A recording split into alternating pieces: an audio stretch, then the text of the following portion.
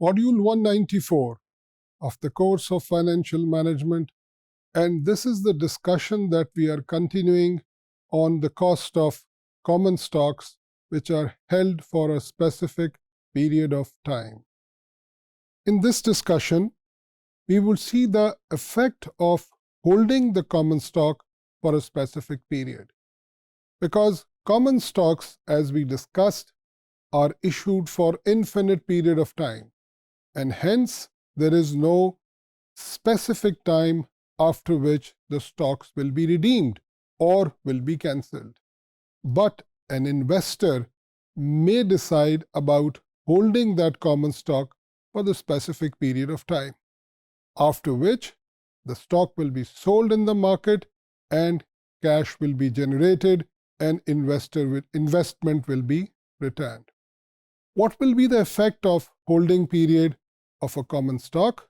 Number one, there will be a buying and selling price, which means the buying price is the investment of the person who is buying the stocks, and the selling price will be the return that you will get at the time of selling the stock at the end of the holding period, which may be more or less than the buying price. But the difference of the two would also determine the return. In addition to this, there will be specific number of dividends that the investor will receive over the holding period. Suppose a company pays annual dividends, then we are holding it for 5 years, so we will receive 5 dividends. Now, how do we calculate the cost of such a common stock which we want to hold for a specific period of time?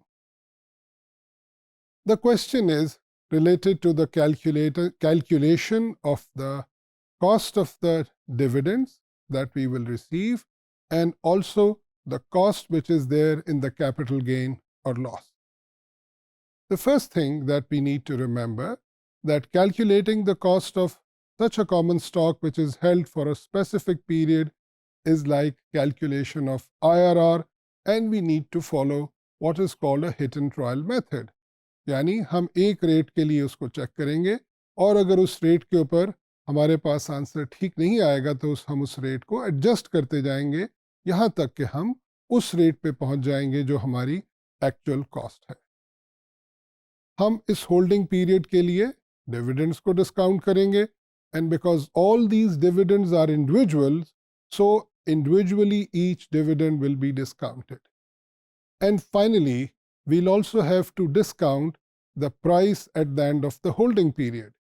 तो इस rate को calculate करने के लिए, इस cost of common stock which is held for a specific period, इसको calculate करने के लिए हमें दो चीज़ों को कैलकुलेट करना है.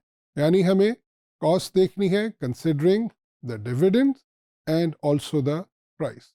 इन दोनों की डिस्काउंटिंग जिस रेट के ऊपर करने से हमें मार्केट प्राइस के बराबर वैल्यू मिल जाएगी, तो उस रेट को हम cost of common stock for a holding period कहेंगे.